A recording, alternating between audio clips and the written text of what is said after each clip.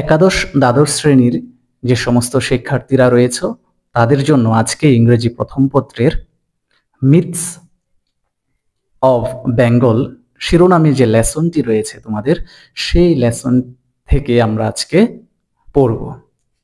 Myth মানে হচ্ছে পৌরাণিক কাহিনী, অর্থাৎ বিভিন্ন গ্রন্থে বহু প্রাচীন কালের যে কাহিনীগুলো রয়েছে, যেগুলোকে সত্য বলে বিভিন্ন ধর্মে বিশ্বাস করা হয়, সেই কাহিনীগুলোকেই মূলত মিথ বলা হয়।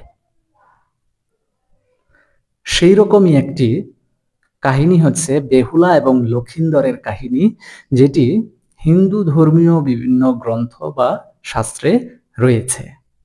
তো আমরা চলে যাই সেই গল্পটিতে বা সেই লেসনটিতে। Behula is a legendary folk heroine and one of the main characters of Manosha Mongol, a medieval epic.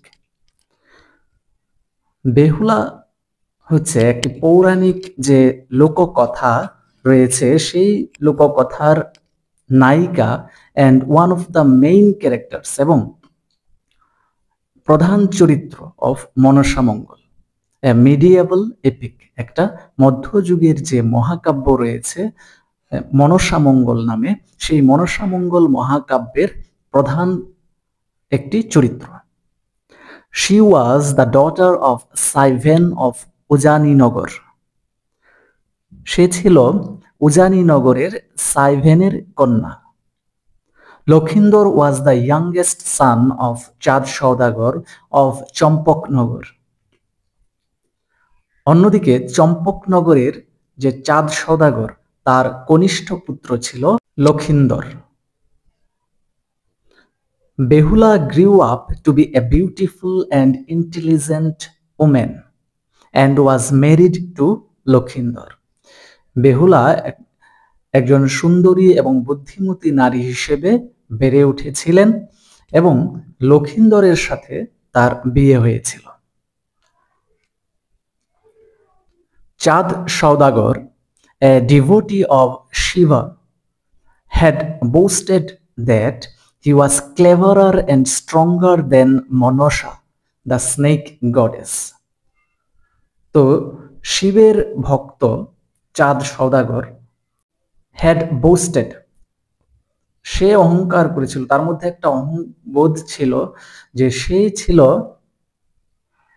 সর্পের দেবী মনসার চেয়েও চতুর এবং শক্তিশালী। He built an iron chamber for Lakhindar. সে লক্ষিন্দরের জন্য একটা লৌহের কক্ষ তৈরি করেছিল।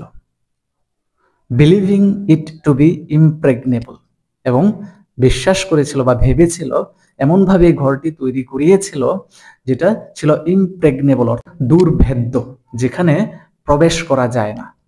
However, on the wedding night of Behula and Lakhindar, যাই হোক, বেহুলা এবং লক্ষিন্দরের বিয়ের রাত্রে Manasa sent a snake to kill Lakhindar. লক্ষিন্দরকে মারার জন্য সর্পের দেবী মনসা একটি সাপকে পাঠায়। The snake made itself as fine as a strand of hair. সেই সাপটি নিজেকে চুলের মতো সরু করে সেই কক্ষে প্রবেশ করে।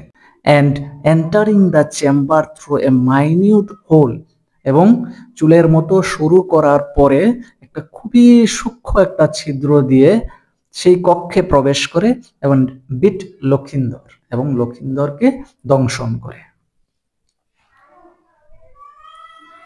Behula refused to accept her husband's death.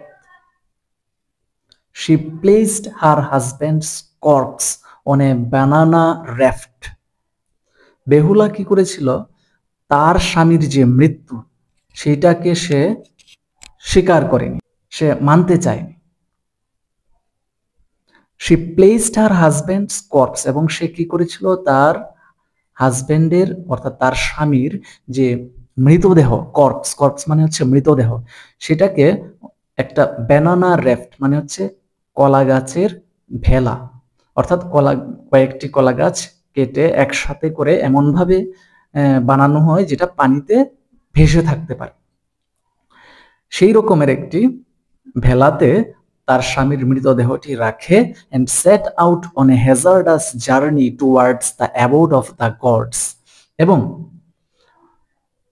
দেবদেবীরা যে জায়গায় থাকে সেই স্থানের উদ্দেশ্যে একটা বিপজ্জনক যাত্রা সে শুরু করে।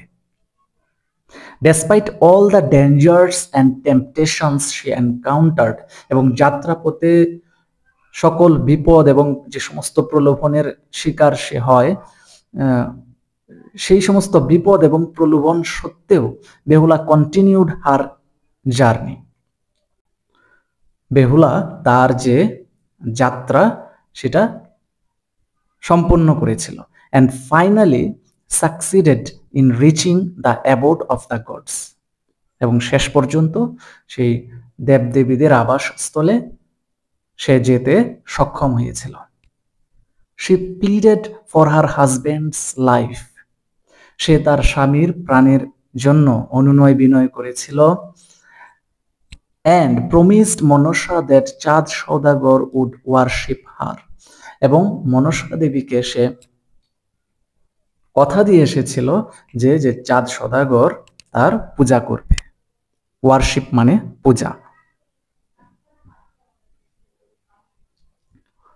Moved by Behula's love for her husband, স্বামীর প্রতি বেহুলার ভালোবাসা দেখে Manasa not only restored Lakhindar, Manasa শুধুমাত্র তার স্বামীকেই পুনর্জীবিত করেনি, but also his brothers hmm she had killed earlier.